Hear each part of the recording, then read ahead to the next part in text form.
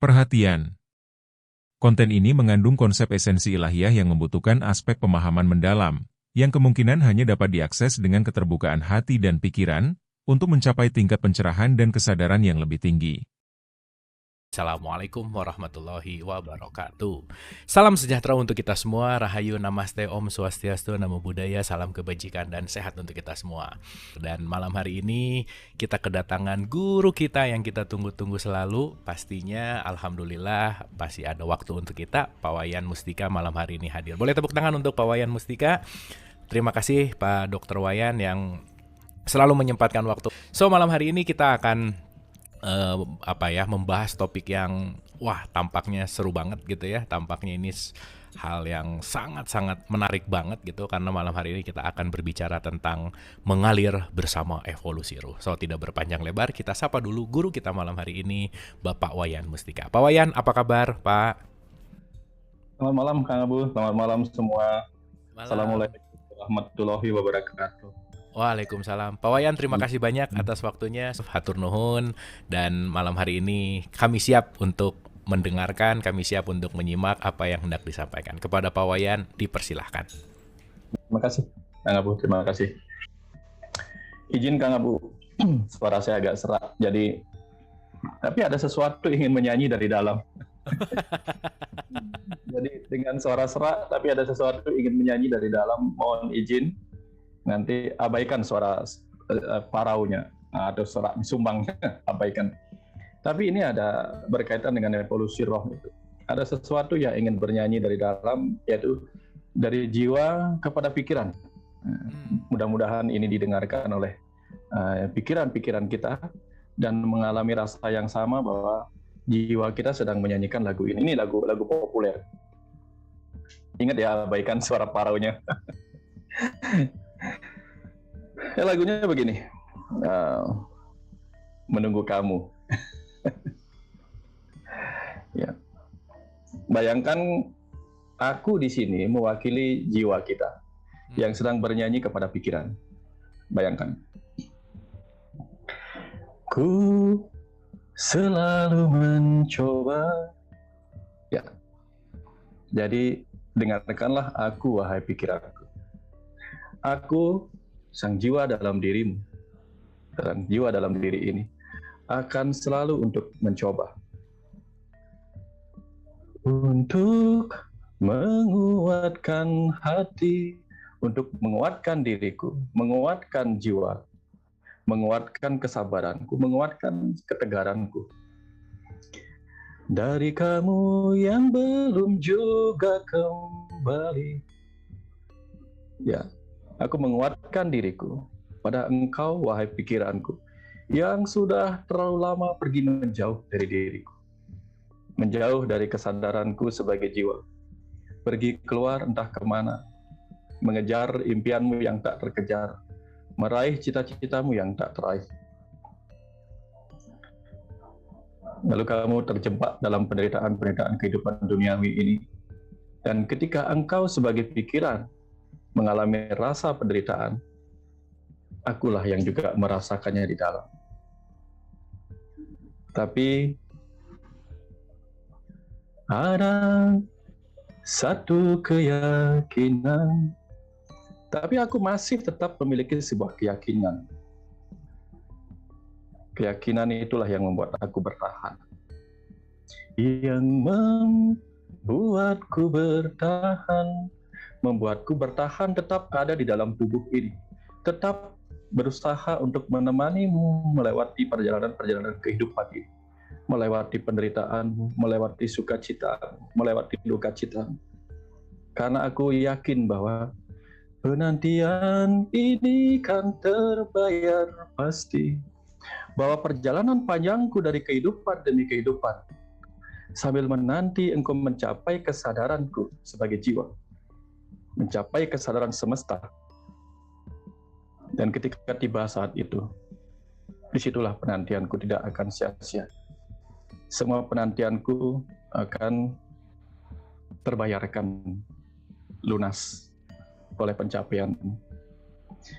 Lihat aku, sayang. Lihat aku, wahai pikiranku. yang sudah berjuang. Aku sudah berjuang dari kehidupan demi kehidupan, melewati segala penderitaan ini, menemanimu belajar di kehidupan ini, melewati segala gelombang dualitas, turut merasakan penderitaanmu sebagai pikiran dan perasaan, turut merasakan pengalaman-pengalaman kehidupanmu yang pahit dan penuh penderitaan. Aku sudah berjuang untuk tetap selalu ada di dalam tubuh ini, menemanimu sampai akhirnya tiba.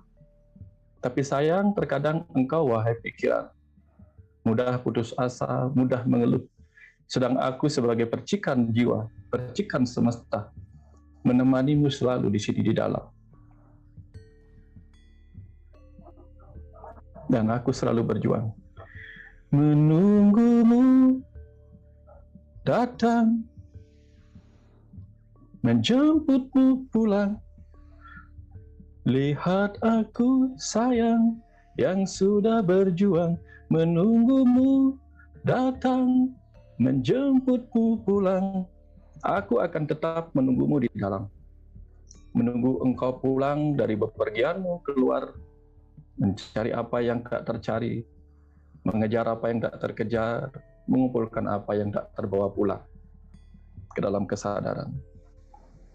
Tetapi kelak ketika tiba saatnya engkau pulang, aku akan membawamu pulang dalam kesadaran semesta yang tak terbatas. Ingat selalu, sayang, hatiku kau genggam. Ingat selalu, wahai pikiranku, engkau telah menggenggam hatiku sehingga derita yang kau rasakan adalah derita yang akan kubawa pulang. Sukacita yang kau bawa adalah sukacita yang akan kubawa pulang.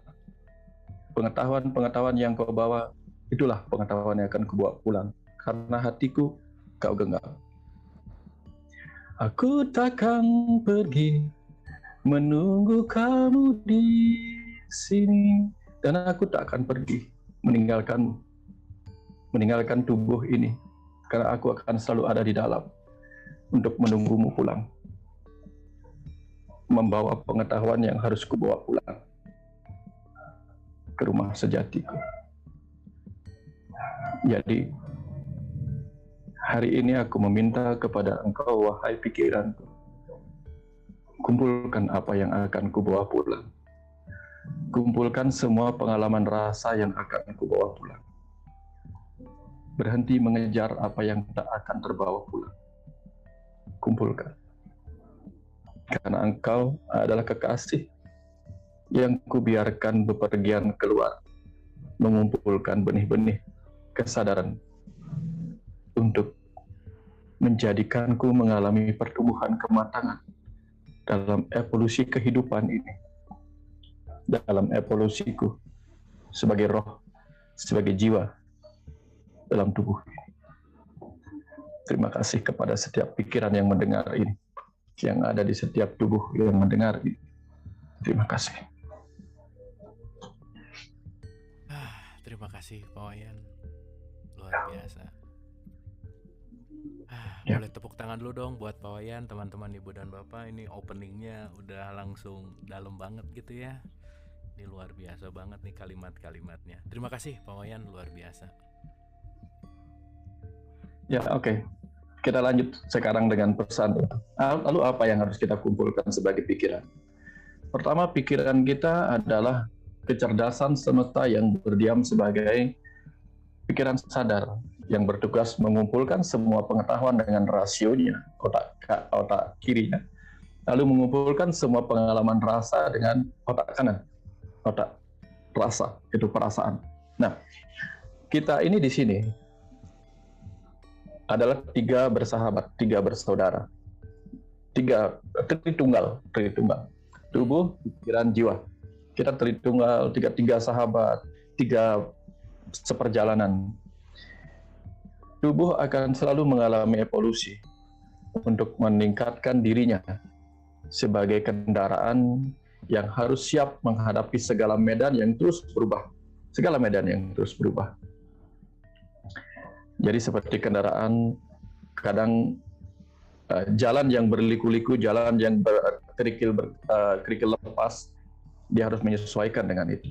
Ketika jalanan mulus, dia juga harus bisa menyesuaikan dirinya dengan itu.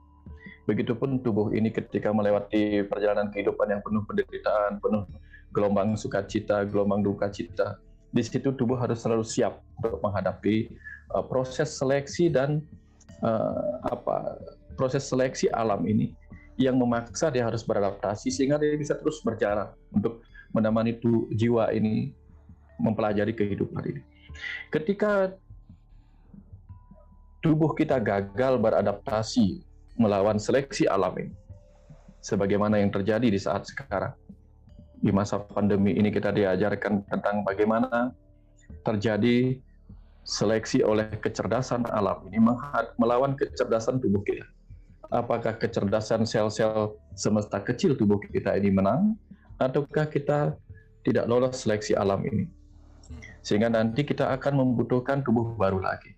Nah, tubuh kita bisa beradaptasi dengan segala virus-virus yang masuk, kuman-kuman yang masuk ke dalam diri kita, dengan mencoba beradaptasi terhadap perubahan-perubahan atau mutasi-mutasi yang terjadi pada virus itu. Dan ketika tubuh kita gagal menghadapi proses seleksi alam, kita bersedih, kita kecewa, kita marah, karena tubuh ini harus terhenti tugasnya gara-gara tidak lolos menghadapi seleksi alam, perubahan-perubahan, mutasi-mutasi virus ini. Kita kecewa, kita sedih. Tetapi ketika pikiran kita dengan kecerdasannya tidak mampu berproses mengalami evolusi, mengalami penyesuaian diri, beradaptasi dengan hadirnya perubahan-perubahan kehidupan ini yang membawa berbagai virus-virus akal budi yang kadang menyakitkan, yang kadang membuat kita marah, kadang membuat kita kecewa dengan kegagalan-kegagalan kita. Di situ bukannya kita bersedih karena kita kalah oleh seleksi alam yang menghadirkan virus-virus akal budi yang menyeleksi kesadaran kita. Kita malah marah. Jadi dari penolakan kita jadi marah, segala macam. Bukannya kita sedih atas kehilangan kemampuan kita beradaptasi, tapi kita malah tambah marah. Akhirnya yang terjadi, pikiran kita tidak melakukan tugasnya sebagaimana tugas evolusi tubuh. Jadi kita kembali ke ilmu biologi. Tubuh makhluk hidup akan mengalami kemampuan untuk berevolusi kalau dia mampu beradaptasi dengan perubahan-perubahan yang diciptakan alam untuk melakukan seleksi. Gitu. Nah, apakah pikiran kita mampu juga berevolusi? Karena tidak mungkin sebuah HP yang hanya mengalami perubahan casingnya, sementara aplikasi-aplikasi kecerdasan software di dalamnya tetap saja demikian, tidak ada gunanya. Ya, jadi perubahan software harus diikuti oleh perubahan hardware yang semakin bagus, perubahan casing yang semakin bagus, sehingga sang pengguna menjadi lebih nyaman menggunakan sesuatu yang terus mengalami perubahan sesuai kebutuhan kekiniannya. Nah, ketika misalnya yang berubah hanya casingnya, tapi pikiran sebagai kecerdasan intelektual atau artificial intelligence yang diciptakan manusia, atau pikiran kita ini tidak mampu berubah, berevolusi mengikuti evolusi tubuh kita, sia-sia. Jadi tubuh kita saat ini adalah tubuh yang sudah sukses melewati evolusi, adaptasi, seleksi dari kehidupan demi kehidupan. Jadi tubuh kita saat ini adalah DNA yang sudah mengalami proses adaptasi dan seleksi sehingga berevolusi. Tubuh kita yang belum. Sehingga sia-sialah jiwa kita, roh kita yang turun kembali ke dalam tubuh baru ini untuk meningkatkan kesadaran dirinya, melewati proses-proses seleksi-seleksi kehidupan ini, pembelajaran hidup ini. Ketika pikiran kita tidak menyiapkan diri untuk mampu beradaptasi dan berevolusi. Jadi belum kita bicara tentang evolusi roh. Karena evolusi roh akan terjadi secara alami, evolusi tubuh akan terjadi secara alami, tetapi sayangnya evolusi kecerdasan pikiran kita harus kita lakukan sendiri secara aktif, tidak bisa secara alami. Tidak bisa secara alami, harus kita lakukan proses beradaptasi. Proses adaptasi pikiran ini dimulai dari kemampuan kita menerima berbagai perubahan-perubahan yang terjadi di kehidupan ini. Tanpa banyak mengeluh, tanpa banyak protes, tanpa banyak caci maki, dengan perubahan-perubahan kehidupan. Karena ada satu hal yang tidak mungkin kita halangi, yaitu perubahan. Tidak bisa kita halangi perubahan. Kita tidak bisa mencegah musim hujan datang mengubah musim kemarau atau sebaliknya. Tapi tubuh kita hanya perlu belajar mengikutinya. Begitupun pikiran kita. Tidak akan bisa kita menghalangi pikiran manusia akan terus maju ke tingkat-tingkat kecerdasan yang lebih luas, lebih mendalam. Ketika kita menutup diri terhadap pengetahuan, maka kemampuan pikiran kita untuk beradaptasi dengan perubahan-perubahan dan seleksi alam di tingkat kecerdasan ini akan membuat kita gagal sebagai pikiran. Sehingga akhirnya sang jiwa yang terlahir dalam tubuh ini akan selalu berjuang menunggu sang pikiran pulang membawa kesadaran. Nah, itu cerita kembali di lagu tadi. Nah, jadi dalam konsep ini, evolusi roh itu harus dibantu oleh pikiran kita. Karena pikiran kita yang di dalamnya ada perasaan, berfungsi sebagai sarana untuk kita melewati, sebagai jiwa, melewati proses pembelajaran kehidupan ini. Jadi, karena di pikiran kita ada energi, di tubuh kita ada materi. Perubahan-perubahan yang terjadi pada materi fisik tubuh kita ini mengikuti perubahan-perubahan pada materi alam di bumi ini, di alam ini. Sedangkan pikiran kita sebagai energi atau kemampuan melakukan usaha akan terus berevolusi mengikuti kecerdasan-kecerdasan yang harusnya dipelajarinya untuk melewati proses evolusi ini. Kalau tidak, maka sedikit saja ada masalah, pikiran kita menyerah, lalu memisahkan tubuh dengan jiwa, dengan bunuh diri atau depresi, dan menyebabkan tubuh tidak lagi mampu melakukan apa yang seharusnya mampu dia lakukan. Karena kecerdasan kita shutdown. Jadi seperti komputer. Sebaru-barunya komputer, sebagus-bagusnya komputer, kalau kecerdasan di dalamnya error dan shutdown seperti pikiran kita yang menyerah untuk beradaptasi dengan perubahan-perubahan kehidupan, ya, tidak siap berubah dari sukacita menuju dukacita, tidak siap berubah dari memiliki power menjadi post power, sehingga akhirnya kita terus-menerus mengalami kegagalan demi kegagalan. Sebagaimana kita tidak siap beranjak dari anak-anak ke remaja, tidak siap beranjak dari remaja ke orang tua, tidak siap beranjak dari orang tua menuju kematian.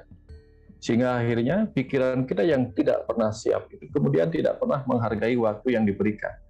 Maka pikiran kita tidak pernah mampu melihat present, there is a present in a present time. Itu yang tidak pernah akhirnya kita bisa pahami setiap hadiah yang datang di kekinian. Hadiah dari sang waktu. Ya, present time, present from time. Jadi hadiah dari sang waktu di waktu kekinian kita tidak mampu ditangkap oleh pikiran kita karena dia tidak bisa siap untuk berubah. Selalu dia katakan, dulu saya bahagia, sekarang kenapa begini? Ya, dulu dia bahagia ketika jomblo, lalu berpikir nikah sepertinya akan berbahagia. Ketika masuk pernikahan di awal-awal dia sudah berubah dari sendirian menjadi berdua, lalu dari berdua kemudian menjadi konflik. Jadi selalu kita tidak siap menghadapi perubahan-perubahan yang terjadi. Akhirnya pikiran kita yang tidak siap menghadapi perubahan akhirnya terseleksi. Ketika pikiran terseleksi, dia muncul stres, depresi, atau ketika kita tidak siap menghadapi perubahan dari tidak ada pandemi menjadi pandemi, kita banyak mengeluh, kita banyak diliputi kecemasan, kita banyak diliputi oleh fobia, bahkan ada yang fobia dengan situasi sekarang. Jadi ada banyak hal yang kemudian muncul.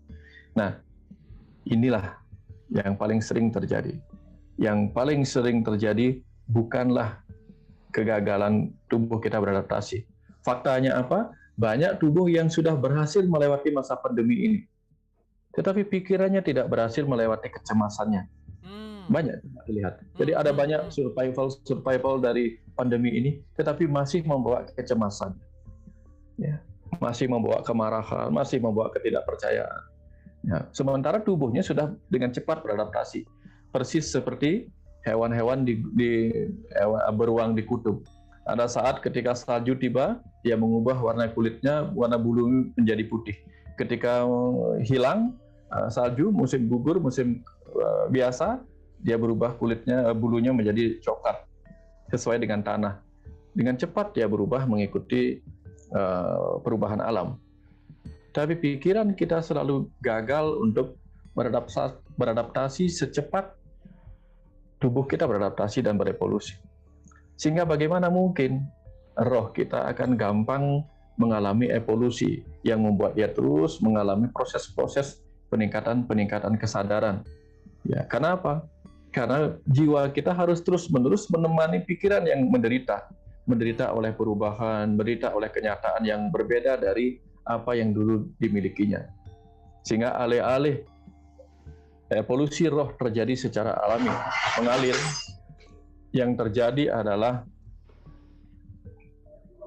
jiwa kita, roh kita harus menemani pikiran kita berevolusi secara lambat sekali oleh ketidakmampuannya beradaptasi menghadapi perubahan. Nah itu. Jadi dalam pelajaran kali ini yang kita pentingkan adalah bagaimana pikiran kita beradaptasi lebih cepat. Bahkan pikiran kita lah seharusnya lebih cepat berevolusi dibandingkan tubuh kita. Karena tubuh kita beradaptasi mengikuti apa yang pertama kali masuk melalui penglihatan, apa yang pertama kali masuk melalui pendengaran kita. Jadi dari pendengaran, dari penglihatan, pikiran kita berproses menciptakan kecerdasan yang memerintahkan sel-sel tubuh melakukan proses perubahan kecerdasan untuk segera beradaptasi. Sayangnya terbalik, Kang Abu. Terbalik. Ya, pikiran kita malah lebih lambat mengalami proses evolusi. Sehingga itu tadi, tubuh kita sudah segar, sudah sehat, harusnya pikiran masih terbelenggu oleh kecemasan, kekhawatiran, sehingga dia menjadi penghambat bagi evolusi roh dan evolusi tubuhnya sendiri. Ya, kira-kira seperti itu proses yang kita alami. Jadi ketika kita ingin mengalir, kita harus sadar bahwa yang menyebabkan air itu mengalir adalah karena terjadi perubahan ketinggian. Jadi yang menyebabkan evolusi roh itu kita bisa ikuti secara mengalir adalah ketika kita siap untuk mengikuti perubahan. Kalau kita tidak siap mengikuti perubahan dari tinggi ke rendah, dari miskin ke kaya, atau dari kaya ke miskin, atau dari punya menjadi tidak punya, dari sehat menjadi sakit, atau sebaliknya. Kalau kita tidak siap mengikuti perubahan yang terjadi, maka kita tidak akan siap untuk mengalir. Baik mengalir bersama evolusi tubuh, mengalir bersama evolusi pikiran, maupun mengalir bersama evolusi roh kita. Karena kita tidak siap mengikuti perubahan yang terjadi. Ya, karena kita tahu mengalir, ya, air mengalir ke tempat yang tempat yang lebih tinggi ke tempat yang lebih rendah. Angin mengalir dari tekanan yang lebih tinggi ke tekanan yang lebih rendah. Api juga mengalir dari tempat yang tekanan lebih tinggi ke tempat yang tekanannya lebih rendah. Semua harus mengalir ke tempat yang bertekanan lebih rendah. Jadi kalau kita punya pekerjaan yang memberikan kita tekanan yang tinggi, dan ketika tubuh kita, jiwa kita menginginkan kita istirahat ke tempat yang bertekanan lebih rendah, harusnya kita mengalir ke situ. Rest, istirahat. Jangan mengejar sesuatu yang tidak akan kita bawa pulang. Ya. Jadi ketika jiwa kita ingin mengumpulkan pengetahuan yang banyak untuk dia bawa pulang, jadi seluruh pengetahuan semesta ingin dia bawa pulang, pikiran harus segera mengalir dari merasa tahu menjadi merasa tidak tahu, dari tinggi ke rendah. Kalau tetap di ketinggian, maka pikiran kita yang merasa sudah tahu terjebak dalam keangkuhan, terjebak dalam merasa sudah tahu, lupa untuk mengalir, untuk merasa diri belum tahu apa-apa, selalu ingin tahu. Ya. Seperti Kang Abu yang selalu membiarkan pikiran untuk tetap merendah, sehingga membantu orang-orang menerima pengetahuan dari yang lebih memiliki untuk dibawa turun kepada kita semua di sini. Nah, artinya seperti itulah ketika kita ingin mengalir. Siapkan diri untuk berubah dari tahu menjadi tidak tahu. Dari merasa sudah paham untuk kembali kosong dalam pemahaman, sehingga kita menjadi menerima. Begitu kita tertutup, terkunci, kafir, maka kita tidak akan bisa menerima hal-hal baru yang Nah, seharusnya kita dapatkan sebagai bahan-bahan kita berevolusi. Jadi evolusi dimulai dari penerimaan terhadap perubahan, lalu beradaptasi dengan perubahan, sehingga akhirnya dengan kecerdasan kita beradaptasi, kita bersahabat dengan setiap perubahan. Ya. Jadi orang yang bersahabat dengan cuaca gelap, ya, suasana gelap, matanya bisa mampu melihat di kegelapan. Orang yang mampu beradaptasi dengan tempat yang penuh cahaya matahari yang bisa berbahaya, dia menerima perubahan kulitnya menjadi gelap. Jadi orang yang jauh dari cahaya matahari, dia pun harus menerima kulitnya menjadi lebih pucat, kekurangan pigmen. Itu semua harus kita terima. Karena itulah cara kita beradaptasi secara tubuh dan secara jiwa. Kita harus menerima bahwa jiwa kita tidak hanya membutuhkan kebaikan-kebaikan. Karena kebaikan-kebaikan laku, kebaikan-kebaikan sifat, kebaikan-kebaikan tindakan, itu hanya berlaku di sini. Yang kita butuhkan adalah lebih dari itu. Kebaikan bagus, tapi lebih dari itu. Kita harus memiliki kesadaran. Jadi itulah evolusi roh kita. Dari tidak tahu menjadi tahu, dari baik menjadi tidak baik menjadi baik, kemudian dari tidak sadar menjadi sadar, dan seterusnya. Ini yang harus kita temani sebagai pikiran. Menemani sang roh mengalir melalui evolusinya agar dia mengalami proses menuju kesadaran semestanya yang lebih tinggi. Karena setiap benih harus tumbuh menjadi pohon sebagaimana asalnya. Setiap benih-benih jiwa semesta harus diizinkan mengalir dalam prosesnya untuk mencapai dirinya sebagai induk semesta itu sendiri, sebagai ayah ibu semesta. Kira-kira seperti itu, Kang Abu. Kira-kira seperti itu pembukanya dulu, supaya kita bisa lebih banyak berdiskusi dalam proses ini. Jadi, mudah-mudahan bisa dipahami agak mendalam sedikit. Oke, luar biasa sih Pak Wayan. Terima kasih banyak. Yang paling jelek banget sih tadi ketika ada statement dari Pak Wayan bahwa berhenti mengejar apa yang tidak dibawa pulang gitu. Itu sesuatu hal yang benar-benar esensial banget gitu. Terima kasih Pak Wayan. Itu message-nya dapat banget dan kena banget. Nah, tadi pemaparan Pak Wayan mengatakan bahwa kita ini tritunggal gitu ya, 3 menjadi 1 dari konteks tubuh, pikiran, dan jiwa gitu. Di mana jiwa dan ruh itu adalah alami, tubuh juga adalah alami, dan pikiran ini adalah manual lah. Kalau saya tulis di sini adalah manual karena dia kondisional gitu. Nah, apa yang terjadi ketika alamiah tubuh dan ruh itu terus berkembang, tetapi pikiran itu nggak bisa beradaptasi gitu Pak Wayan? Apa sih indikator parameter ketika pikiran saya itu belum selaras dengan alamiahnya jiwa dan tubuh gitu? Gimana Pak Wayan? Ya, jadi ketika tubuh kita berubah mengikuti proses-proses perubahan yang terjadi di alam ini, maka dia akan terus bisa aktif. Dia bisa aktif. Seperti gini, hewan-hewan yang biasanya tidak bisa melihat malam, tapi karena harus mengejar mangsanya di malam hari, dia berubah, mampu melihat di malam hari. Sehingga karena dia berubah dan mampu melihat di malam hari, dia bisa aktif di malam hari. Nah, kera itu ada kera di daerah Jepang, di air panas, di sumber air panas di Jepang, yang awalnya tidak bisa berenang, kemudian karena terus-menerus diberikan nasi, dilemparkan nasi yang masuk ke dalam air panas, kemudian dia bisa menyelam, anak-anaknya bahkan sudah bisa menyelam mengambil makanan itu yang dijatuhkan ke dasar air panas itu. Artinya apa? Dulunya dia tidak aktif.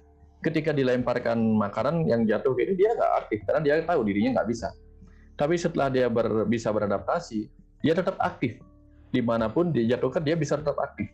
Artinya tubuh yang sudah mengalami evolusi, beradaptasi dengan perubahan itu tidak akan mengganggunya, tidak akan membuatnya diam, tapi membuat dia terus bergerak melayani sang jiwa. Nah, karena tugasnya tubuh adalah melayani sang jiwa. Dan ketika pikiran sudah mampu beradaptasi, maka pikiran yang tadinya tidak mampu bergerak apa-apa juga akan terus bergerak untuk aktif melakukan pelayanan terhadap jiwanya. Karena begini, karena di dalam diri Tritunggal ini, di dalam Tritunggal ya, di luarnya lagi adalah Tuhan sebagai jiwa semesta. Di dalam Tritunggal ini, jiwa kita adalah Gusti bagi pikiran kita. Pikiran kita adalah kaulunya. Sebaliknya, pikiran kita adalah Gusti bagi tubuh kita. Tubuh kita kaulunya, rakyatnya di situ. Ya. Jadi, Sedangkan jiwa kita adalah kawulu dari Gusti Allah. Sehingga manunggaling kawulu Gusti bukan saja manunggaling antara jiwa kita dengan jiwa semesta raya. Oke. Tapi manunggaling antara pikiran yang selaras dengan tugas yang diberikan oleh Gustinya, yaitu jiwa. Dan tubuh juga mengikuti apa yang ditugaskan oleh pikirannya. Sayangnya tugas pikiran sebagai pikiran sebagai kawulu dari Gusti jiwanya sudah sering diberikan inspirasi aliran-aliran pengetahuan kebenaran. Tapi sayang, si pikiran ini sebagai kawulu dari Gusti jiwa dalam dirinya lebih banyak mengikuti perdana menterinya, yaitu ego-ego negatif dalam dirinya. Sehingga rakyatnya, yaitu tubuh ini, kewalahan menghadapi kekacauan dari pemerintahan yang dipegang oleh Sang Gusti bernama pikiran. Kacau lah dia. Sehingga manunggaling kawulu Gusti adalah menyatunya, selarasnya, harmonisnya perintah dari jiwa kepada pikiran, perintah dari pikiran kepada tubuh. Ya. Karena betapapun juga di puncak semua itu, tubuh ini bertugas melayani sang jiwa. Dia abdinya. Abdi di luar, pikiran abdi dalam. Nah, ini begini, seperti itu kira-kira abdi yang ada di dalam. Nah, kemudian ketika pikiran dipenuhi kecemasan, akhirnya tubuh harus melayani kecemasan dari pikiran. Ketika pikiran marah, tubuh harus melayani kemarahan pikirannya, pemimpinnya, gustinya. Jadi ketika pikiran dipenuhi hal-hal negatif, tidak mampu berubah menghadapi tidak mampu beradaptasi mengikuti perubahan-perubahan, sehingga muncul reaksi-reaksi ego, entah fight atau flight. Akhirnya si tubuh ini tidak lagi sanggup melayani tuan utamanya, ya, sang pemilik dirinya, yaitu sang jiwa. Akhirnya apa? Gara-gara pikiran dan tubuh tidak manunggal, akhirnya pikiran tidak manunggal dengan jiwa. Gara-gara itulah terhambatlah manunggaling kawulu Gusti antara jiwa dengan Tuhan. Nah, itu. Jadi di situ dia menghambat semuanya. Itu yang terjadi. Kenapa kita lama sekali? Ya, tapi aku akan terus berjuang menunggumu pulang. Itu kata jiwa dalam lagunya Anji, menunggumu. Iya. Luar biasa Pak Wayan, itu perumpamaan kawulu Gusti itu baru ngeh banget Pak Wayan. Terima kasih banyak, itu keren banget. Nah, sekarang yang agak lebih deep gitu ya. Tadi di lirik lagu Anji nanti ada yang pengen saya tanya juga tentang penantian tak sia-sia gitu ya. Tapi nanti saya mau simpen di belakang gitu, karena ini jauh lebih bisa relate dulu gitu. Nah, tadi dikatakan bahwa Allah Tuhan gitu ya. Tuhan ke jiwa, jiwa ke pikiran, pikiran ke tubuh, garis ke bawahnya adalah Gusti, ke bawahnya adalah kawulonya. Nah, yang jadi pertanyaan Pak Wayan, apa parameter indikatornya ketika si jiwa ini benar-benar lagi jadi Gusti gitu? Bahwa pikiran tuh benar-benar jadi kawulonya gitu. Apa yang dirasakan, apa yang di kita sadari? Karena kan antara pikiran yang jadi Gusti ataupun justru malah jiwa yang dijadikan dalam tanda petik hambanya gitu ya, dalam tanda petik atau kawulonya, itu kan mungkin ada ketidaksadaran gitu, atau dalam bahasa gampangnya menuhankan ego gitu misalkan. Nah, parameter indikator apa sih yang kita bisa rasakan betul bahwa si jiwa ini sedang jadi Gusti beneran untuk menyatukan, mengahadkan, mentauhidkan sama Tuhan itu sendiri gitu. Silakan. Gini, ada momentum di mana ya, ketika pikiran bisa diam dalam meditasi. Ketika pikiran bisa diam dalam meditasi, ini pelatihan memang. Di situ tubuh kita akan bisa digerakkan oleh sang jiwa. Ya, ini memang butuh. Ini tidak bisa diceritakan. Ini sesuatu yang harus dialami lewat pelatihan. Akan tiba saat pikiran kita bisa kita diamkan. Lalu terjadi percakapan antara jiwa dengan tubuh kita sebagai Gusti di dalam. Dia bisa menggerakkan tubuh untuk melakukan penyembuhan dirinya. Ya. Di luar kemampuan pikirannya. Jadi di luar pikiran sadarnya, terjadilah sesuatu yang menyebabkan proses yang tidak mampu dimengerti oleh pikiran sadar. Karena disuruh begini sama, anggaplah pikiran sadar itu direkturnya, jiwa itu komisarisnya, pemilik saham tubuh ini gitu. Tiba-tiba kemudian pikiran disuruh diam. Nah, contoh pikiran sadaran diam ketika kita tidur. Ketika kita tidur, pikiran sadar kita diam.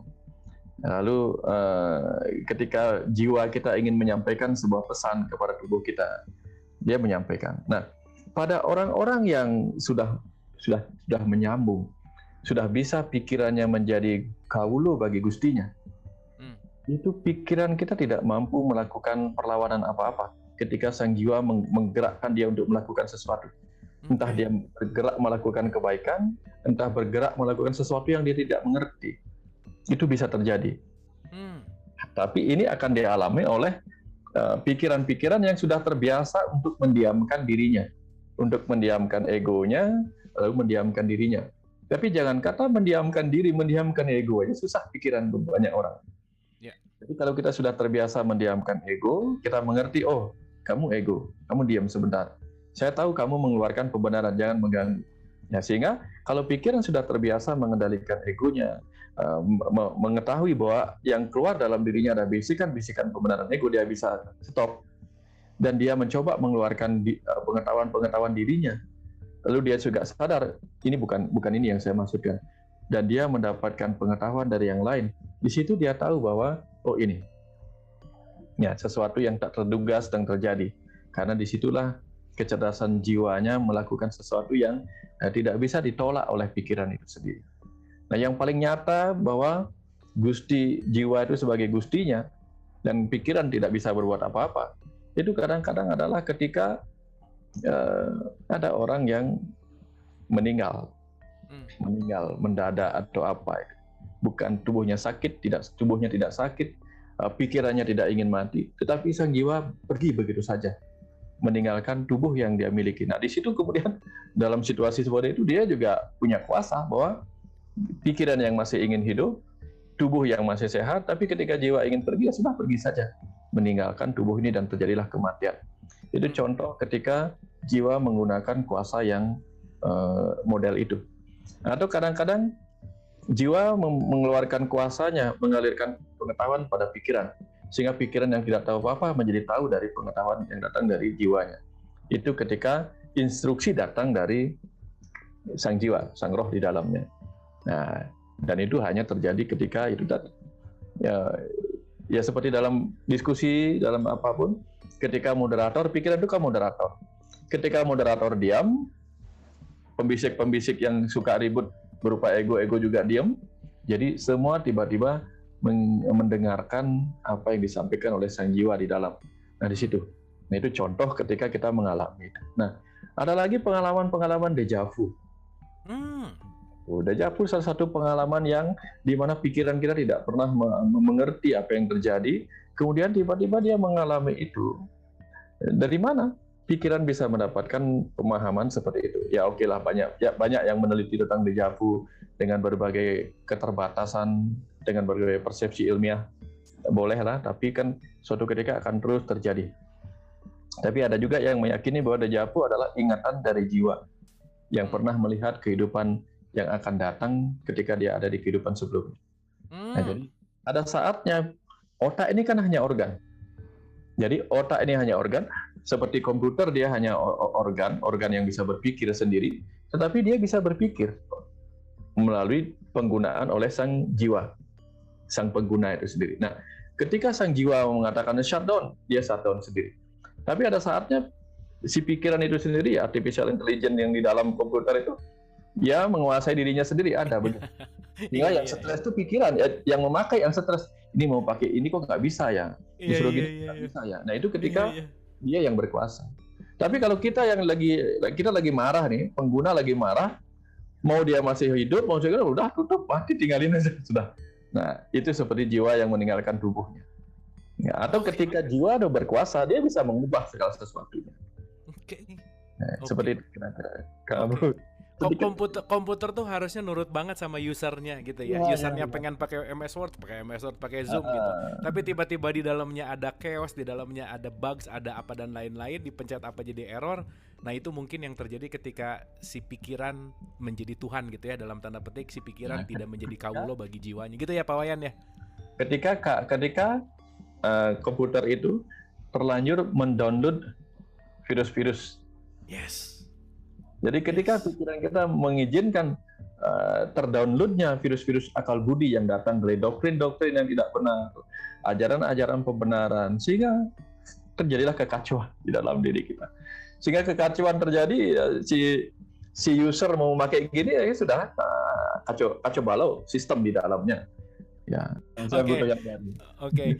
Oke, Pak Wayan, bisa nggak saya punya nggak tahu ya, tadi tiba-tiba kepikiran aja. Kalau tubuh itu adalah alamiah dan tubuh itu adalah terjadi dengan apa ya? Dengan semestinya gitu. Ya. Apakah bisa pikiran ini justru yang membuat tubuh ini tidak bekerja semestinya, sehingga kenapa tubuh bisa jadi sakit karena pikiran yang meng-hijack tubuh untuk memperbaiki dirinya sendiri gitu. Apakah ada kaitannya ke situ nggak, Pak Wayan? Silakan. Nah, bisa Kang Abu, bisa. Karena tubuh itu mempunyai, pikiran itu disebut mempunyai kuasa, energi di situ. Energi, kemampuan melakukan usaha. Di situ terkumpul kecerdasan-kecerdasan yang bisa memerintahkan tubuh kita untuk menciptakan, untuk memelihara, untuk melebur. Ya. Kalau tidak ada perintah dari pikiran sadar kita, maka tubuh akan melakukan apa yang alami. Ya. Tetapi kalau diberikan perintah, dia bisa melakukan sesuatu. Contoh begini kan. Normalnya kita tidak bisa melewati tembok yang tinggi. Ada ketakutan lewati tembok yang tinggi. Tapi coba lihat sekumpulan orang-orang yang berjudi. Ketika mendengar suara tembakan peluru, tembakan senapan dari polisi, tiba-tiba pikiran yang takut itu membuat tubuhnya bisa melompat di tembok yang tinggi, bahkan menyeberangi danau walaupun sungai walaupun tidak bisa berenang. Ketakutan bisa menyebabkan tubuh yang tadinya lemah tiba-tiba bergerak sedemikian rupa. Atau pikiran yang frustasi tiba-tiba menghancur leburkan seluruh kemampuan tubuh melakukan usaha. Kenapa? Energi adalah kecerdasan. Jadi gini, kecerdasan mempunyai kemampuan melakukan usaha disebut energi. Energi memadat menjadi materi atau fisik. Tubuh fisik kita ini bergerak oleh karena energi. Energi kita ini sebuah kemampuan melakukan usaha ditentukan oleh kecerdasan.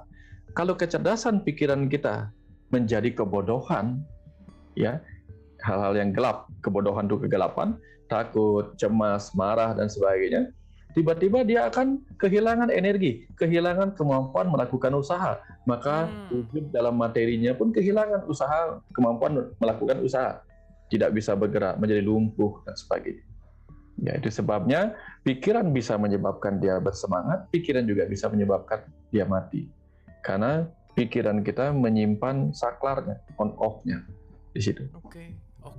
Apakah juga ada kaitannya dengan menuanya seseorang, menurunnya energi juga, supaya si energi fisiknya semakin turun untuk bisa lebih naik lebih kepada energi dalam atau spiritualnya? Apakah berkaitan sama itu nggak, Pak Wayan, kira-kira?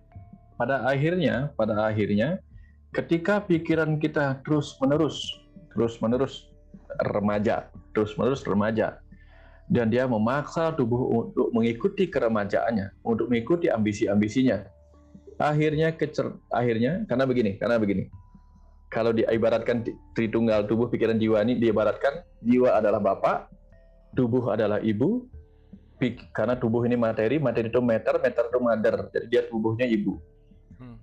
Pikiran kita ini adalah anak-anak yang selalu penasaran, ingin main-main, ingin mengejar ini, ingin tahu itu. Sampai-sampai tubuh harus menemani, jiwa harus menemani si anak kecil ini kemana-mana. Kemana-mana diantari si anak kecil ini.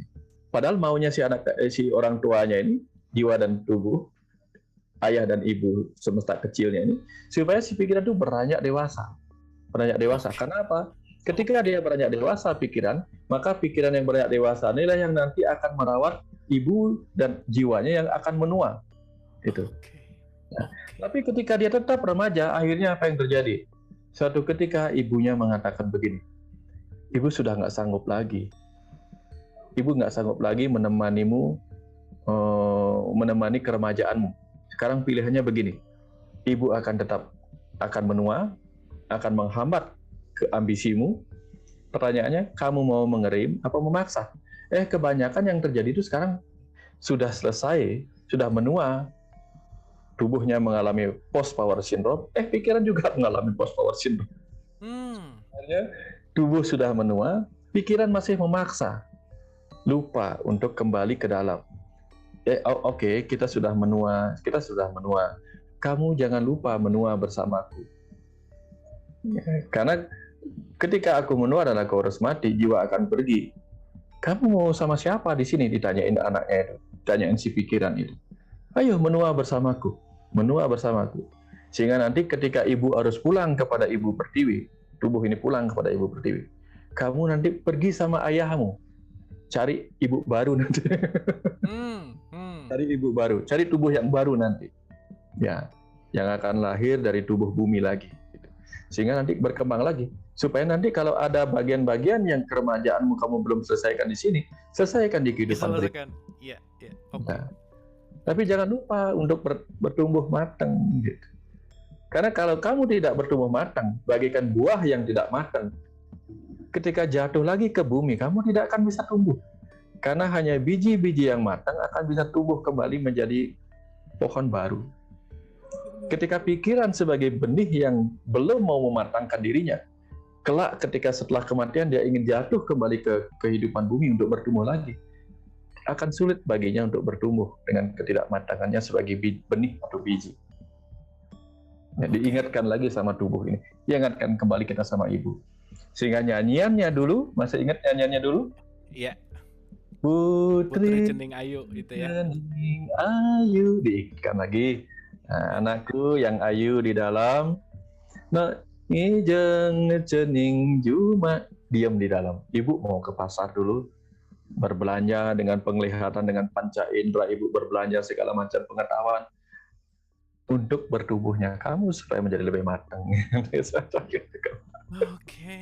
Oke, Pak Wayan, ini well note banget Pak Wayan. Terima kasih, ini banyak banget sesuatu yang benar-benar jadi clear gitu, luar biasa. Terima kasih. Nah, oke teman-teman, ini ada beberapa lagi. Banyak banget sih sebenarnya yang pengen diceritain dan pengen ditanyain, tapi kita berbagi ya. Teman-teman yang di Instagram Live, yang di YouTube, yang di Zoom, silahkan. Ini mumpung ada Pak Wayan, boleh berkontribusi untuk bertanya, mengapresiasi, mau lewat chatnya boleh, mau lewat raise hand-nya boleh. Oke, mungkin ini terakhir dari saya Pak Wayan. Untuk sebelum ke teman-teman, ini udah yang direct message udah banyak, juga yang raise hand udah ada 3 orang. Mengalir bersama evolusi ruh gitu ya. Kalau kita berbicara tentang tubuh berevolusinya bisa terlihat fisik gitu. Bahwa tubuh manusia kan kalau kita ngelihat dari zaman manusia purba lah sampai sekarang ada evolusi lah gitu kira-kira. Fisiknya tertampak gitu. Nah, kalau evolusi ruh itu gimana Pak Wayan? Apa sih ruh itu, bagaimana perubahannya, apa yang terjadi dan apa yang perlu kita ketahui tentang evolusi ruh itu sendiri gitu. Silakan. Ya. Jadi gini. Tubuh ini kan dari zaman ke zaman itu kan hampir mirip DNA-nya, hampir mirip. Bentuknya hampir mirip, tidak jauh berbeda. Sama seperti kendaraan, sama-sama misalnya mobil, sama-sama buatan pabrik tertentu, diproduksi pada tahun yang sama, bentuk yang sama. Lalu disuruh balapan. Yang satu dikendarai oleh orang yang baru-barunya ikut les nyetir. Yang satu lagi dikendarai oleh sopir angkot. Yang satu lagi dikendarai oleh shoemaker misalnya. Yeah. Yang sudah berkali-kali naik mobil dengan segala macam ini. Kira-kira kalau disuruh balapan yang menang siapa? Gampang dijawab. Yeah. Tentu shoemaker karena dia sudah berpengalaman. Yeah. Walaupun dia masuk ke tubuh yang sama-sama baru. Nah, di sebuah zaman kemudian lahir beberapa tubuh yang sama. Tapi kenapa tubuh yang satu bisa menjadi jauh lebih wise, jauh lebih sigap menghadapi perubahan-perubahan kehidupan, jauh lebih bisa memahami banyak hal dalam kehidupan ini, jauh lebih meningkat dalam kesadarannya. Padahal tubuhnya sama-sama diproduksi di tahun yang sama. Apa yang membedakan? Yang membedakan adalah kematangan sang roh di dalamnya. Oke. Matanya di sebuah zaman ada tubuh yang di dalamnya menjadi nabi. Ada tubuh yang di dalamnya menjadi guru, ada tubuh yang di dalamnya menjadi penjahat. Itu karena perbedaan dari kematangan roh. Kematangan roh dicapai seperti shoemaker yang berkali-kali sudah berpengalaman menaiki mobil apapun, melewati berbagai kendaraan ini. Ya. Oke. Oke. Itu seperti itu Kang Abu sederhananya. Oke, keren banget Pak Wayan, terima kasih. Jadi ya poinnya balik lagi ya, jangan heran kalau ada umur yang 13 tahun tapi dewasa banget gitu, karena matang-matang gitu ya. Jadi benar kita nggak bisa menjudge by umur gitu, nggak bisa ngejudge by cover dan seterusnya, karena ya balik lagi pematangan jiwa atau pematangan ruh ini memang benar-benar progres yang tidak terlihat secara kasat mata gitu. Terima kasih Pak Wayan, luar biasa malam hari ini. Banyak banget insight yang menjelaskan banyak hal yang asalnya asalnya buram gitu, tapi sekarang malam hari ini banyak yang jadi terang benderang. Terima kasih. Oke Pak Wayan, kita akan berdiskusi sama teman-teman. Oke, kita yang pertama menuju ke Ibu Anca. Ibu Anca silahkan. Selamat malam Pak Wayan, selamat malam Mas Abu. Malam Bu Anca, silahkan Bu. Jika hati kita tertutup oleh nafsu, ambisi setinggi langit, maka kita akan melihat target empuk untuk dijadikan sasaran. Apakah hal ini menjadi salah satu peradaban evolusi kehidupan roh kita? Dan bisakah kita memanajemen jiwa kita? Terima kasih Pak Wayan. Oke. Terima kasih Mas Abu. Oke, terima kasih Bu Anca. Asik nih pertanyaannya. Silakan Pak Wayan. Ya, setiap seleksi alam itu memiliki tantangan yang berbeda-beda. Baik tantangan pada tubuh, tantangan pada pikiran, juga tantangan pada jiwa. Contohnya sekarang begini. Ketika kecerdasan pikiran menghasilkan gadget yang banyak memancarkan radiasi, tubuh pun harus beradaptasi. Ketika tubuh kita, salah satu di mata kita tidak mampu beradaptasi dengan kebiasaan untuk terus-menerus menyerap cahaya. Ya, kalau zaman dulu kan cahaya diserapnya dari matahari. Ketika dia harus matahari tenggelam, dia mulai ngantuk, tidak ada cahaya lagi. Sekarang dia terus-menerus dibombardir oleh cahaya. Sehingga hasil dari akal pikiran itu sendiri membuat seleksi tersendiri, proses adaptasi tersendiri kepada tubuhnya. Jadi hasil ini. Jadi tubuh membuat pikiran harus beradaptasi dengan perubahan dirinya menua, dirinya begini. Kemudian pikiran juga membuat tubuh harus mengikuti seleksi yang diciptakan oleh pikiran itu sendiri, yaitu berupa teknologi-teknologi. Termasuk ketika pikiran kita menciptakan target-target berupa ambisi-ambisi, ya, berupa tahta, harta, cinta yang harus ditemani oleh si tubuh ini untuk mengejar apa yang menjadi tujuan dari pikiran ini. Nah, itu yang tadi cerita di awal tadi. Ketika jiwa tidak mampu menghentikan itu, tidak mampu mengingatkan pikiran bahwa semua itu hanyalah hal-hal yang tak semestinya dikejar. Kenapa demikian? Kenapa demikian? Kita mengejar, hari ini saya punya tanah 1 hektar. Besok saya harus punya tanah 2 hektar. Besoknya lagi harus punya tanah 3 hektar. Dan kita terus berusaha mengejar sesuatu yang bertahan berapa lama. Tepat ketika kita mati di usia 80-90 tahun, kita mengumpulkan tanah 3 hektar selama hidup kita. Selama kita sibuk, kita mengumpulkan tanah 3 hektar. Begitu kita meninggalkan tubuh ini dan kita menjadi jiwa, seluruh alam semesta yang tak terbatas ini adalah milik kita.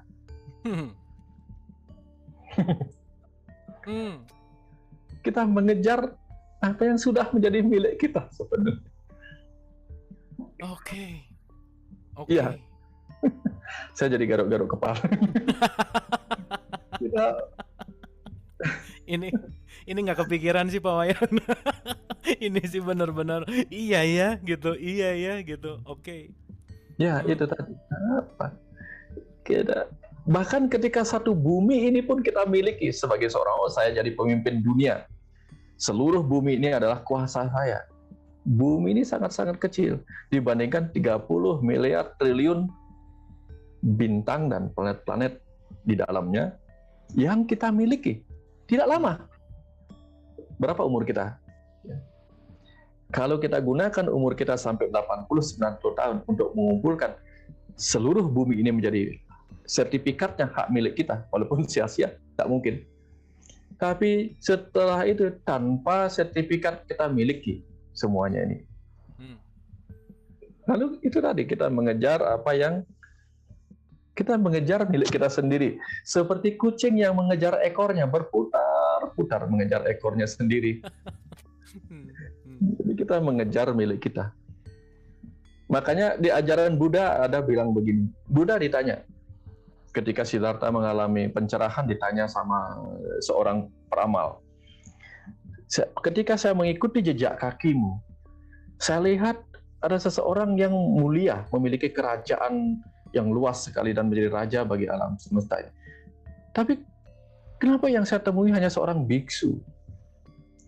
Apa yang kamu punya sehingga jejak kakimu menunjukkan bahwa kamu ini memiliki segalanya? Aku tidak punya apa-apa. Tapi kenapa jejak kakimu menyatakan bahwa kamu pemilik semuanya? Ya, aku pemilik semuanya karena aku tidak memiliki apa-apa. Aku memiliki semuanya karena aku tidak memiliki apa-apa. Kadang-kadang ketika kita punya rumah, kita hanya tidur di rumah kita. Tapi pengemis di jalanan itu bisa tidur di mana saja. Seluruh rumah adalah rumahnya. Dia bisa tidur di mana saja, di emperan toko di mana. Dan kita harus punya uang untuk bisa ngontrak tokonya. Dan bahkan ketika kita ngontrak tokonya, kita bahkan tidak bisa tidur di emperan toko itu sendiri. Mana yang mau? Mana orang kaya yang bisa membeli kontrak toko, bisa mau tidur di emperan toko? Nggak bisa. Pengemis bahkan tidak punya uang, tapi dia bisa tidur di emperan toko. Jadi, tidak punya itu bukan berarti tidak punya. Ya, seperti itu. Jadi, jadi kemampuan jiwa kita untuk menyadari dirinya pemilik dari semua ini, maka segala dunia ini tidak penting lagi bagi dia. Kenapa? Karena untuk apa saya memiliki semua ini? Karena apa yang ada di bumi ini adalah serambi rumah saya. Serambi rumah saya, halaman rumah saya. Saya hanya sedang bermain-main di halaman rumah saya. Rumah yang diciptakan dibuat oleh seindah ini oleh ayah ibu semesta saya. Ibu saya materi, ayah saya adalah kecerdasan.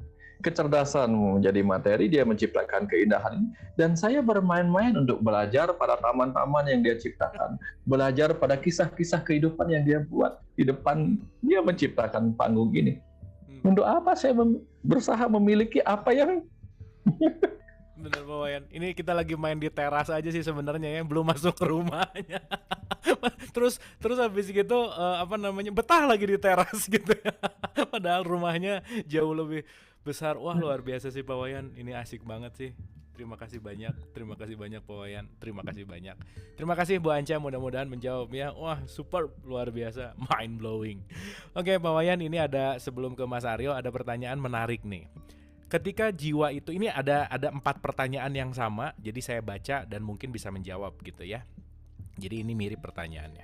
Ketika jiwa itu mengulang-ulang untuk terus hidup kembali, apakah ada jiwa yang baru atau sekarang yang hidup itu adalah jiwa yang terus berulang-ulang terus gitu? Kurang lebih pertanyaannya seperti itu Pak Wayan, silakan.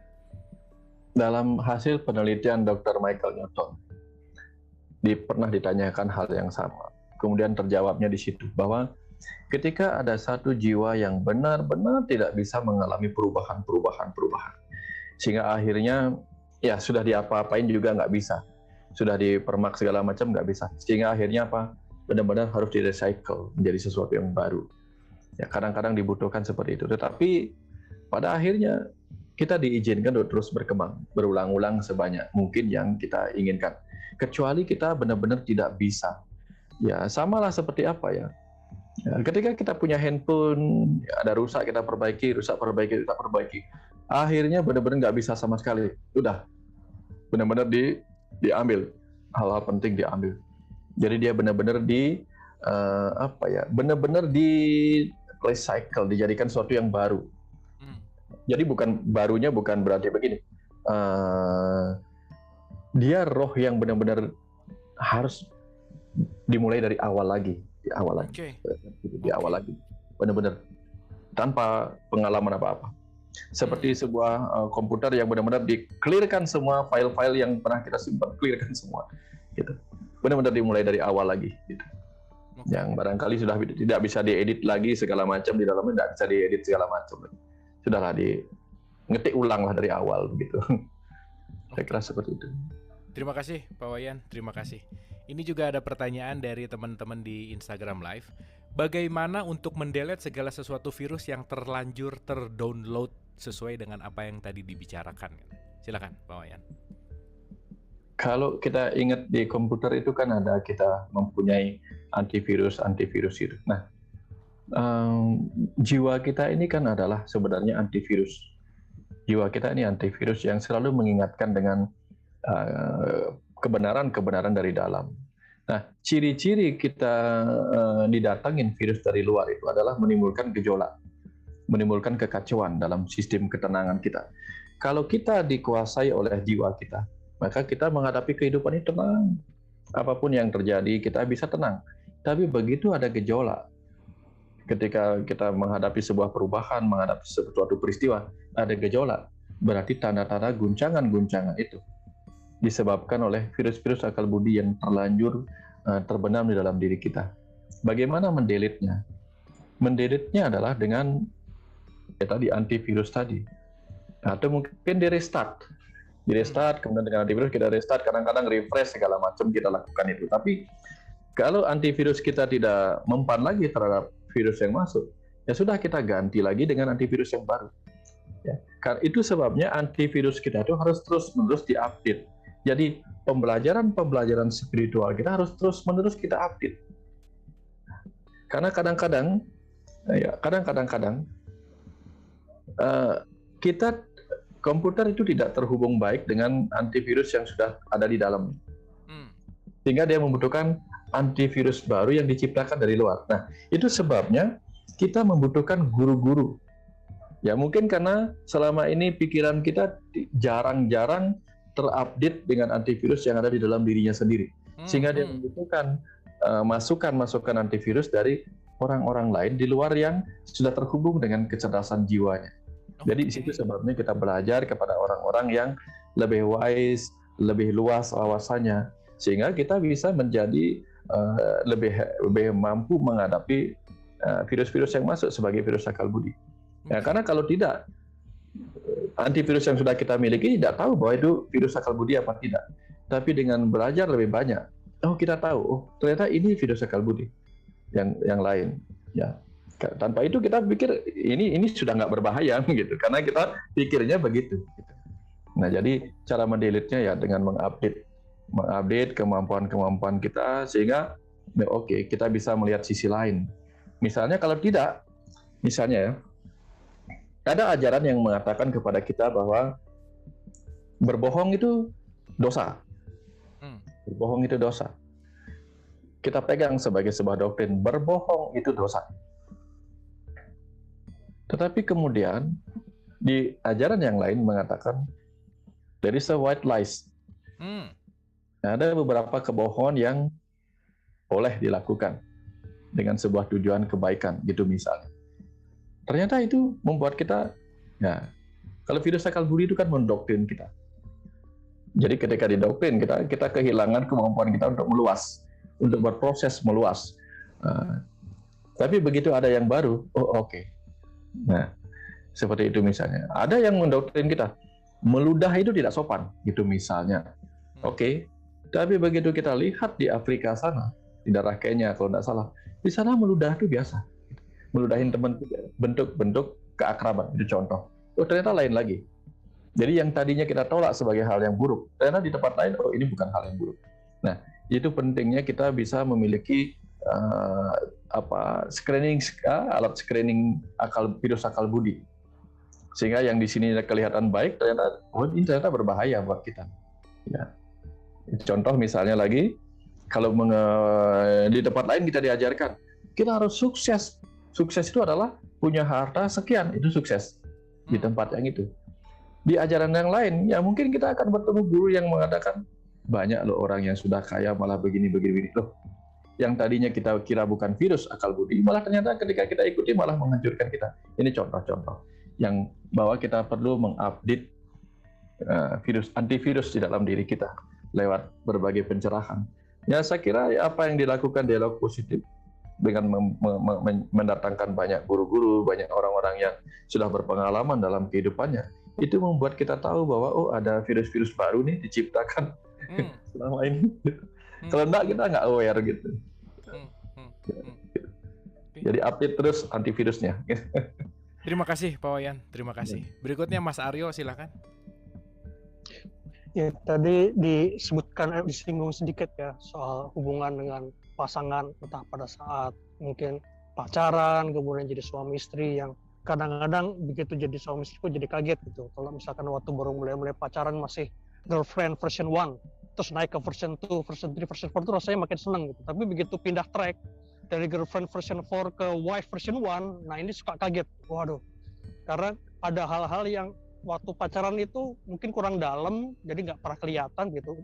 Jadi suami istri malah kaget, dan kalau udah jadi suami istri nggak bisa lepas, nggak bisa downgrade, ya memang harus jalan terus gitu.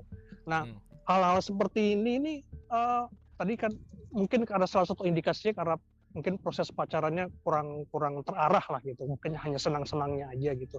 Jadi memang kadang-kadang suka harus ada proses tertentu yang dijalani, mungkin malah bahkan umur tertentu, karena kadang-kadang kalau baru umur 20-an, 30-an mungkin masih agak labil, tadi sudah disebutkan ya, masih pengen melakukan A, B, C, D gitu, jadi masih pengen, ya memang aktivitasnya, keinginannya masih besar gitu untuk mencoba segala hal gitu.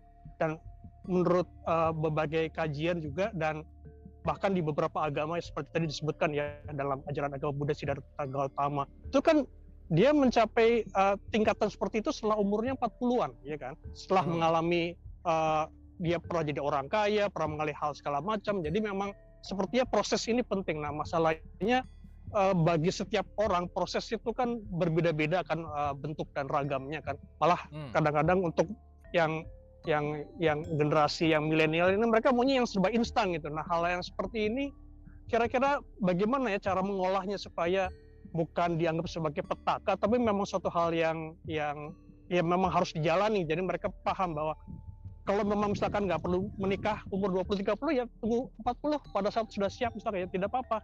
Jadi nanti pada saat switch girlfriend version 4 ke wife version 1 itu jadi tidak kaget gitu. Jadi gimana supaya meyakinkan orang-orang seperti ini? Itu plan saya. Terima kasih. Oke, thank you Mas Aryo. Silakan Pak Wayan. Ini dalam nih pertanyaannya, silakan.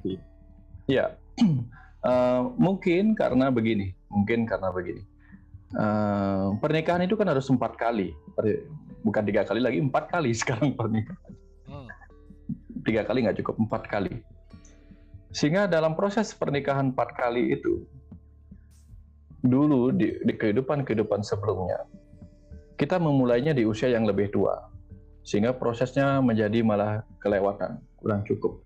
Sehingga sekarang terjadi pernikahan yang lebih muda, sehingga kemudian seharusnya mendapatkan kesempatan yang lebih panjang untuk belajar dari pernikahan 1 ke pernikahan 2, ke pernikahan 3, dan akhirnya ke pernikahan 4. Tapi ini pun jarang dilakukan secara serius, sehingga akhirnya selalu banyak orang gagal di pernikahan keduanya.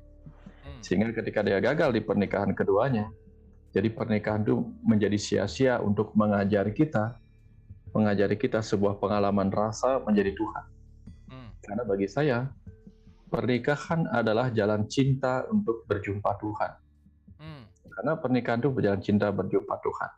Sehingga kalau kita ingin mengalami rasa menjadi Tuhan, kita harus belajar menikah 4 kali.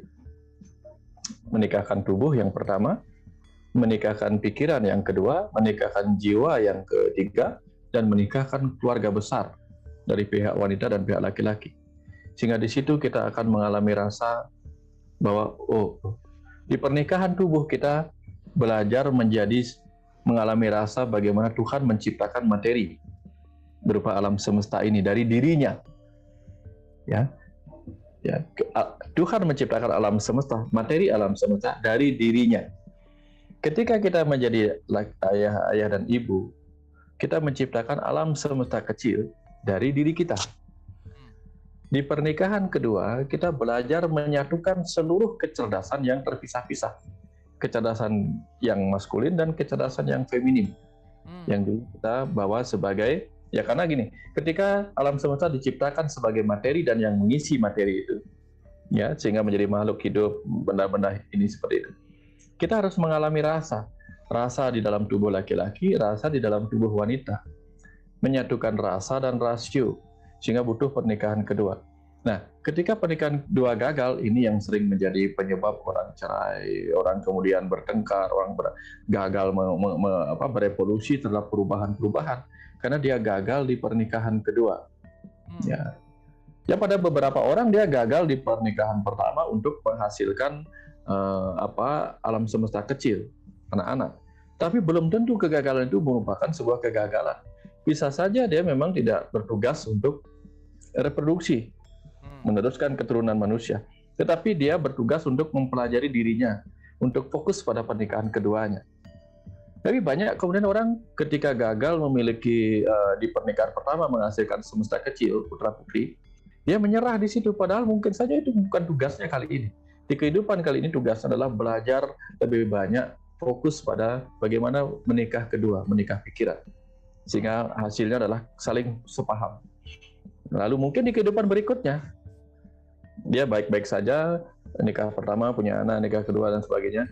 Lalu dia belajar menikahkan jiwanya, belajar menyatukan sifat maskulin dan feminim dari sepasang satu jiwa yang membelah menjadi belahan jiwa tadi. Ketika dia sudah mengalami rasa menjadi maskulin feminim, Adam dan Hawa kembali menyatu. Ya, Hawa kembali ke tulang rusuk Adam, jadi dia menyatu sifat-sifat itu. Disitulah terjadi kemanunggalan antara tubuh dan jiwa, seperti manunggalnya kembali Rama dan Sinta. Nah, dari situ kemudian kita akan bisa mengerti bahwa proses-proses itu pun adalah evolusi. Jadi ada banyak macam evolusi. Evolusi roh itu salah satunya melalui jalan pernikahan. Ada jalan evolusi roh itu jalan tindakan, dengan melakukan kebaikan, jadi belajar dari kebaikan. Belajar untuk apa? Mencapai kosong. Melakukan kebaikan untuk mencapai sebuah puncak dari kebaikan, yaitu ketulusan. Melakukan pembelajaran diri dengan pengetahuan-pengetahuan agar sampai di puncaknya, yaitu merasa tidak tahu apa-apa. Atau melakukan kegiatan-kegiatan duniawi, bisnis segala macam, untuk sampai pada titik pemahaman bahwa sesungguhnya apa yang saya kejar itu sudah saya miliki sepenuhnya. Nah, jadi semua itu proses itu adalah ajakan supaya kita terus-menerus melihat diri kita yang sejati.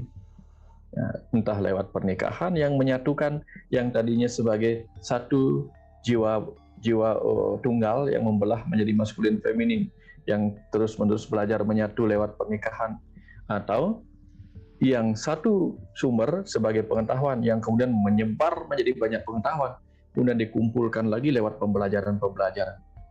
Atau dari satu kecerdasan menjadi kecerdasan jiwa, lalu membelah lagi menjadi berbagai kecerdasan yang ada di setiap ciptaan, lalu dia kumpulkan lagi itu semua.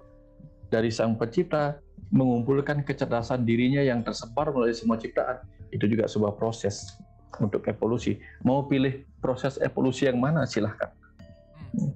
Dan kita semua akan pernah mengalami semua proses itu. Pernah mengalami proses mengumpulkan rasa melalui pernikahan, ada proses mengumpulkan kecerdasan melalui pembelajaran alam, ada proses mengumpulkan ciptaan ini untuk mengerti bahwa ini semua ciptaanku, gitu. Ini tanda petik. Nah, itu semua adalah proses itu. Nah, bagaimana kita bisa mencapai itu?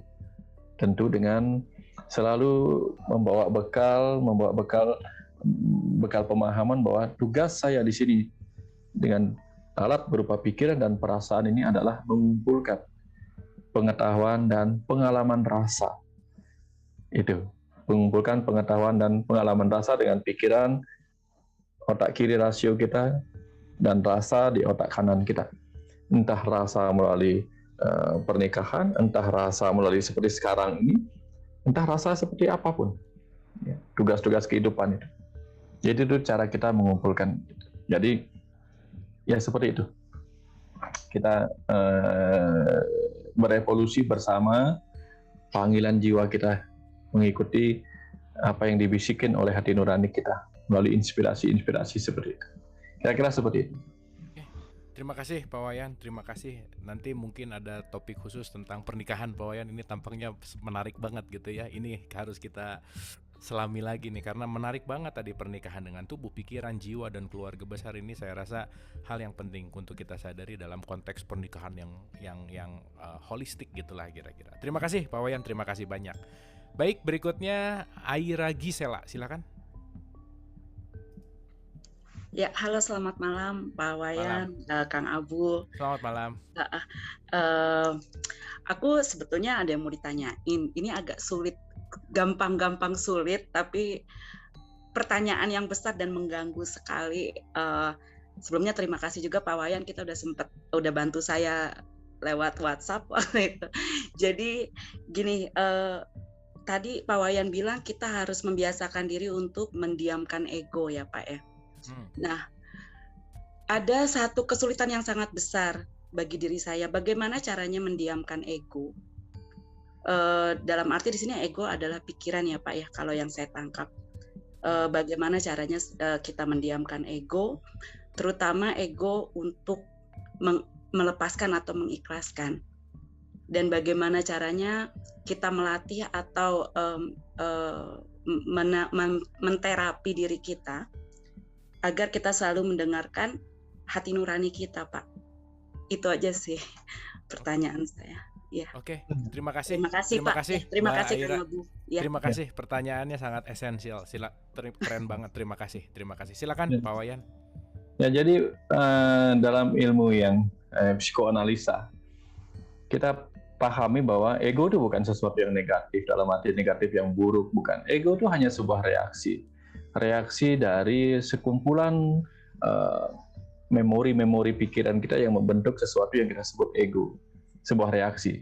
Jadi begini, tubuh kita ini, ya jadi seperti tadi ya, manunggaling kaulo Gusti, tubuh kita bertugas melayani jiwa kita.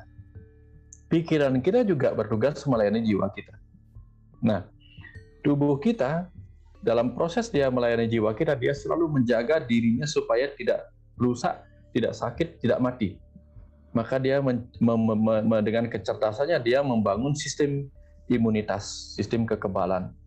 Sedikit saja ada kuman-kuman yang mungkin membuat dia akan sakit, akan mati, maka dia akan berusaha melakukan perlawanan dengan sistem imun. Kalau masuk lewat saluran napas, dia bersin.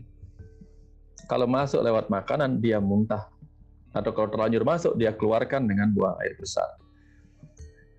Jadi kalau ada sesuatu yang bisa menyakiti, tiba-tiba panas, api, dengan refleks dia menjauh. Jadi dengan refleks. Jadi dengan kecerdasan tiba-tiba dia berusaha menghindari apa yang mungkin menyakiti dia. Itu sistem imun pada tubuh fisik kita, supaya tubuh kita tidak terluka dan terhenti tugasnya gara-gara gagal untuk mengatasi seleksi alam berupa virus-virus, kuman-kuman atau hal-hal yang mungkin menyakitinya, baik fisik maupun non-fisik. Nah, jadi wajar. Tetapi begitu reaksi imun kita berlebihan, harusnya hanya bersin, tetapi double menjadi bersin-bersin, kita terganggu. Dari bersin baik, tapi bersin-bersin tidak bagus. Batuk itu bagus, tapi begitu batuk-batuk bahaya. Buang air besar bagus, tapi begitu buang air besar sakit. Nah, jadi buang air kecil bagus, tapi begitu buang air, jadi ketika double, 2 kali lipat, jadi berulang, disitulah terjadi tanda-tanda kerusakan. Nah, sama dengan begini. Pikiran dan perasaan kita berfungsi menjaga dirinya agar tidak tersakiti. Begitu perasaan merasa tersakiti, di situ ego akan bereaksi sebagai sistem imunitas bagi pikiran kita. Kalau dia marah, wajar. Sama seperti tubuh yang bersin. Tapi begitu tubuh bersin-bersin, berbahaya, tidak bagus. Alergi dan bisa sesak. Sama dengan ego kita. Kalau kita marah, wajar. Tapi begitu marah-marah, 2 kali ya, marah-marah, begitu kita takut, wajar. Takut itu melindungi kita, itu reaksi ego. Tapi begitu kita takut-takut, nah itu jadi grogi, jadi begini segala macam. Kalau kita sedih, wajar. Tapi kalau kita sedih-sedih, jadi berulang-ulang, jadi sedihnya berlanjutan, akhirnya dia juga berbahaya. Yang tadinya dia bermanfaat, dia jadi berlebihan. Sabar juga bagus, tapi kalau sabar dan seterusnya nggak jadi apa-apa kita. Misalnya seorang ayah kemudian didatangin istrinya, "Bapak, hari ini kita masak apa? Karena beras di dapur lagi habis." Sabar. Nah, kalau mengatakan begitu terus sabar, besok juga sabar lagi, kapan makannya gitu, kapan beli berasnya. Nah, artinya sekali boleh, 2 kali berlebihan berbahaya. Nah, bagaimana kemudian cara kita mendiamkan ego kita? Karena ego kita hanya bereaksi ketika pikiran dan perasaan kita merasa akan tersakiti, maka hindari pikiran dan perasaan kita merasa tersakiti. Ya, kapan kita merasa tersakiti, maka kita akan bereaksi. Tapi begitu kita tidak tersakiti, maka kita tidak akan bereaksi untuk marah-marah. Misalnya, ketika wajah kita jelek, diejek, kalau kita menolak ejekan itu, merasa tersakiti, kita bisa marah-marah. Tapi seandainya kita adalah pemain pelawak, dengan wajah jelek kita jadi pelawak. Tapi kalau gara-gara itu kita diejek dan sebagainya, kita dapat uang, kita nggak tersakiti. Reaksi ego kita berbeda. Yang tadinya marah ketika dikatakan jelek malah menjadi bagus. Nah, artinya apa? Kuncinya adalah mendiamkan reaksi ego adalah belajar tidak menderita, belajar untuk tidak menderita oleh sebuah stimulus dari luar. Bagaimana kita bisa untuk tidak menderita oleh stimulus dari luar? Belajar menerima. Kalau kita menolak, maka pikiran kita akan merasa menderita. Begitu pikiran kita merasa menderita oleh sebuah penolakan, maka ego kita bereaksi. Ya. Begitu ego kita bereaksi, bagaimana menghentikan ego kita setelah dia bereaksi? Segera hentikan pikiran kita yang merasa tersakiti. Misalnya begini, kita kena macet panjang, mulai kita jengkel, mulai kita menolak kemacetan, mulai kita marah-marah. Ego kita bereaksi, wah ini kurang ajar, kok macet begini dan sebagainya. Tapi begitu kita melihat kenyataan penyebab kemacetan adalah sebuah kecelakaan yang berat di situ, dan kita lihat bagaimana korbannya menderita, lalu kita bisa menerima penyebab dari kemacetan yang tadi kita tolak, mungkin kita akan berhenti seketika marah-marah. Ego kita akan berhenti bereaksi marah-marah. Yang tadinya ketika marah-marah kita mungkin nyalahkan pemerintah, nyalahkan orang-orang di depan kita yang bawa mobil yang membuat macet, sementara kita pun yang kena macet ini bawa mobil. Ya. Kita menyebabkan kemacetan yang di belakang. Kita mengatakan penyebab kita macet adalah mobil-mobil di depan kita. Tapi begitu kita lihat kebenarannya, oh ternyata kecelakaan. Mungkin kita malah jadi kasihan, kemarahannya hilang, berubah menjadi empati. Nah, ketika kita tahu kebenaran, itu kuncinya. Ketika kita tidak tahu kebenaran apa yang ada di balik setiap peristiwa, kita menolak. Ketika kita menolak, maka kita bereaksi ego kita. Jadi cara menghentikannya adalah lihat, kupas kebenaran di balik setiap peristiwa. Karena orang lebih mudah menerima kebenaran daripada ketidakbenaran. Dan sayangnya sekali, pikiran yang ingin mengetahui kebenaran dibimbing oleh ego untuk mencari kesalahan. Kira-kira ketemu kebenaran apa enggak? Nggak bisa. Karena apa? Ego kita ketika pikiran kita menderita oleh ketidakbenaran yang dia lihat, dia mencoba mencari kebenaran dengan cara mengikuti bisikan ego yang mengajaknya melihat kesalahan-kesalahan. Ya. Akhirnya apa yang terjadi? Dia berputar-putar menjadi lingkaran setan.